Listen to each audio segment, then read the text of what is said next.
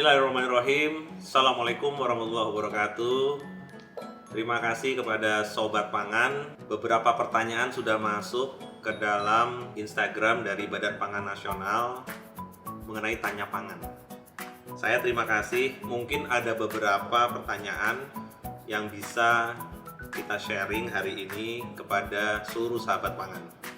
Yang pertama dari M. Yaini Syafi'i. Izin bertanya Pak, bagaimana cara agar hari ini kita bukan hanya berbicara ketahanan pangan, tetapi berbicara kedaulatan pangan di setiap daerah, tidak membeli ke daerah lain. Terima kasih. Jadi, kedaulatan pangan itu adalah titik yang paling ideal. Apabila kita berdaulat kepada pangan kita di satu daerah, itu akan sangat baik.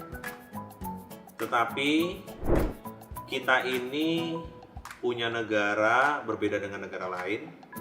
Negara kita adalah negara kepulauan, sehingga nggak apa-apa, setiap daerah memiliki produksi bahan yang berbeda-beda. Toh kita ada kerjasama antar daerah. Yang penting masih dalam kawasan NKRI, sehingga ada pertumbuhan ekonomi, kerjasama antar daerah, dan saling mendukung. Kadang kita tidak bisa paksakan sesuatu daerah memiliki semua produk yang ada, sehingga kita harus paham betul bahwa tanah di daerah tertentu memiliki kesuburan tertentu, cocoknya buat pangan tertentu. Jangan kita paksakan dengan produk-produk yang lain. Dataran tinggi, dataran rendah, daerah rawa itu sangat berbeda. Mudah-mudahan bisa menjawab. Kemudian yang kedua, Sobat Pangan, dari akun Habibi Abi. Mohon izin bertanya Bapak, adakah Badan Pangan Nasional bekerja sama dengan Perum Bulog? Gimana agar masyarakat kita yang sudah terbiasa makan nasi sebagai makanan pokok bisa beralih ke sumber makanan seperti ubi, jagung, singkong, tales? Karena terkadang beras harganya mahal dan lahan persawahan yang makin jarang. Bagus banget pertanyaannya, Mas Habibi. Jadi, adakah Badan Pangan Nasional bekerja sama dengan Bulog? Badan Pangan Nasional sesuai dengan Perpresnya, Perpres 66 tahun 2021, memang mendapatkan pendelegasian untuk memberikan tugas kepada Perum Bulog. Jadi penugasan mengenai pangan diserahkan dari Menteri BUMN kepada Badan Pangan Nasional untuk menugaskan Perum Bulog. Bagaimana masyarakat kita yang sudah biasa makan nasi sebagai makanan pokok beralih ke sumber pangan yang lain? Jadi kalau dalam isi piringku, sepertiga dari piring itu isinya adalah bahan pokok. Bahan pokok itu bisa nasi, bisa ubi, bisa ketela, bisa jagung, bisa sagu. Hendaknya disesuaikan dengan kearifan pangan lokal. Jadi kita nggak usah paksakan. Apabila Indonesia Timur memang sudah biasa makan sagu, kita siapkan sagu. Juga dengan produk-produk turunan makanan yang berbasis sagu. Apresiasi kita kepada Gubernur Maluku bahwa beberapa waktu lalu mendapatkan rekor dari Muri. Mendapatkan rekor Muri karena dapat memproduksi makanan 521 jenis makanan yang berbasis sagu. Nah, itu patut kita kembangkan dan semuanya enak. Berikutnya lagi, apakah bisa beralih ke sumber makanan lain? Bisa tentunya. Karena di PPH kita, Pola Pangan Harapan kita, memang makan jenis padi-padian orang Indonesia ini itu sudah 60,2%. Sehingga perlu kita rubah ke ubi-ubian. Ya. Kemudian menambah protein baik nabati maupun hewani, ya, kemudian sayur mayur dan buah-buahan.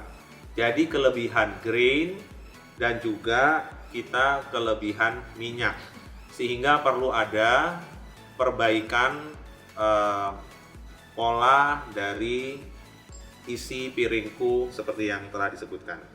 Lahan persawahan yang makin jarang.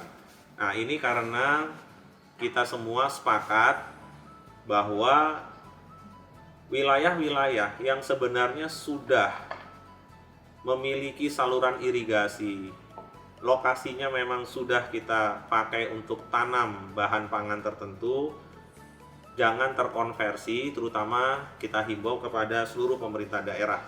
Karena di sini ada hak otonomi daerah yang diberikan kepada setiap daerah. Kalau dulu kita jalan dari Jakarta sampai Purwakarta, kanan kiri itu semua sawah. Tidak jarang beberapa lokasi yang sebelumnya kita punya saluran irigasi, hari ini sudah nggak ada gitu.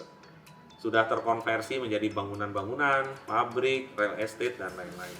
Sehingga kita perlu mempertahankan itu semua. Pertanyaan ketiga, Sobat Pangan, dari akun Yayo Budi. Sebagai warga negara yang ingin mendukung program ketahanan pangan nasional, kegiatan apa saja yang kira-kira dilakukan warga untuk menunjang pelaksanaan program tersebut? Jadi kita bisa macam-macam berkontribusi. Salah satunya adalah mengkampanyekan bagaimana kita makan enak, makan sehat, makan B2SA. Apa itu? Beragam, bergizi seimbang, dan aman. Jadi isi piringku tadi sepertiga bahan pokok, sepertiga lagi adalah sayur mayur, 1/6 adalah lauk pauk, 1/6-nya lagi adalah buah-buahan. Jadi teman-teman, tentunya Sobat Pangan, apalagi millennials, akan sangat baik apabila membantu Badan Pangan Nasional mengkampanyekan makan enak, makan sehat, makan B2SA. Kemudian bisa juga teman-teman millennials mulai hari ini, apabila memang punya passion di bidang pangan, menjadi petani millennials, itu juga akan keren. Karena ke depan untuk bahan pangan, bahan pokok strategis, itu ke depan kita pasti akan perlu. Karena pangan ini tidak mungkin dimakan visual.